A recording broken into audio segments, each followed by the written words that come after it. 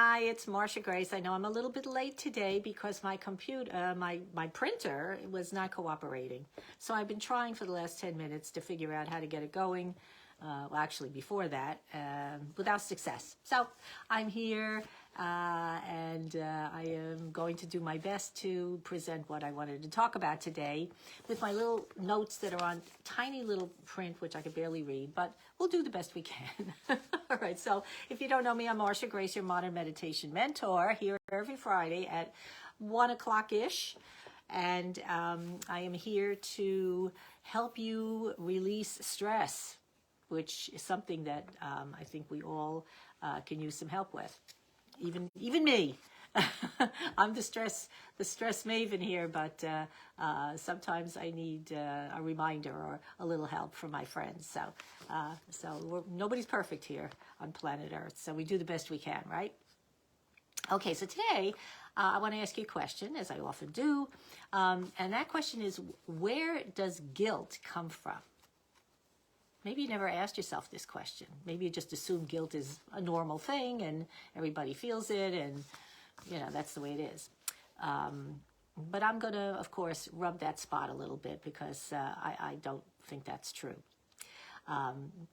So according to A Course in Miracles, which is my spiritual path for the last 40-odd years, guilt is a judgment about yourself that's based on a faulty belief system. Yeah, so in other words, we're accepting the belief in that guilt is true and real and something, you know, we have, but it's based on a belief system that's not really valid. So let me unpack that a little bit. So again, according to the Course, there are two thought systems in our mind, two. And the first one is, it comes from the divine, comes from the part of us that's connected to our source. And again, most of us don't tend to think of ourselves that way. We tend to think of ourselves as individuals, you know, we're bodies floating around in space, and we're on our own kind of thing.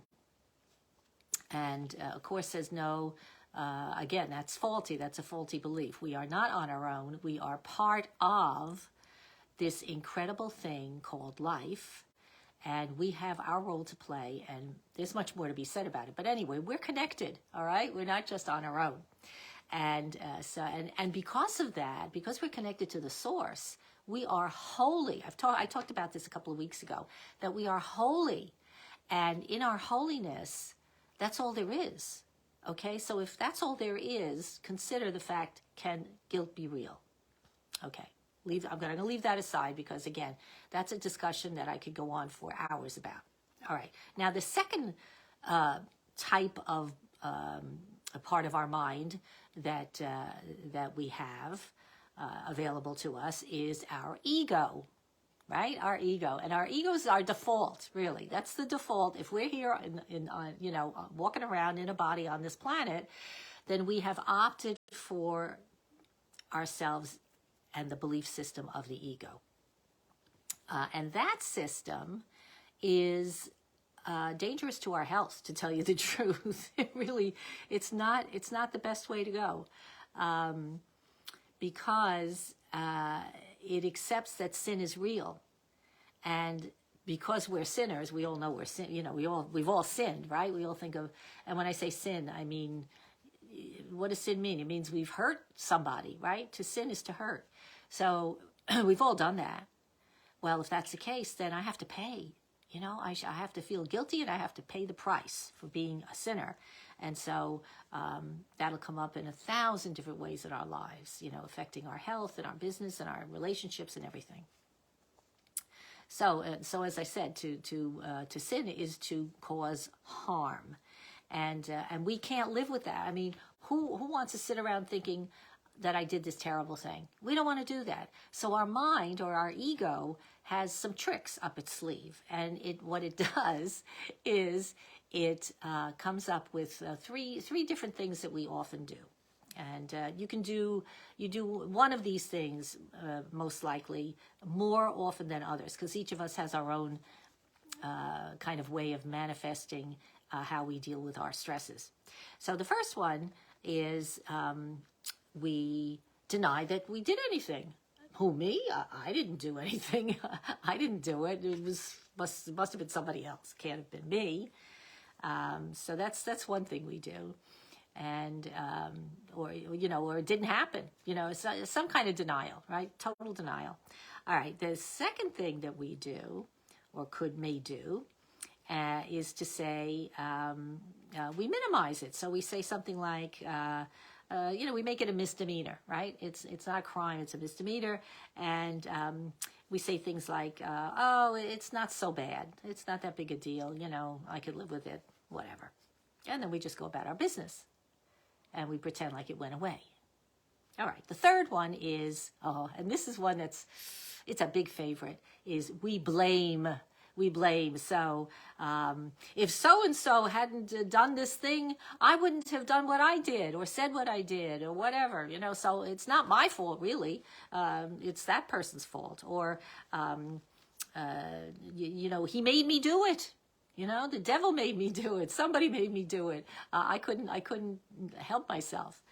Or it's the weather, or it's the government, or it's something out there that caused me to be a sinner, right? To promote the sin, and so I'm a victim of the world. Okay, so all of those things are not very pleasant, right? But those, if you think about it, I want you to be honest with yourself. Think about it. How true is that? Can you see yourself doing any of those things? I bet you can. So there's so much more to say about these features of the ego that convince us that sin is real, that guilt is real, and that we deserve to suffer.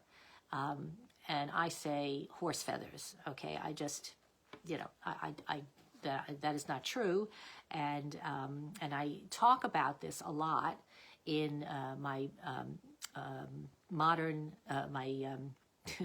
Miracle MasterMind series coming up. It's going to be starting on July 10th.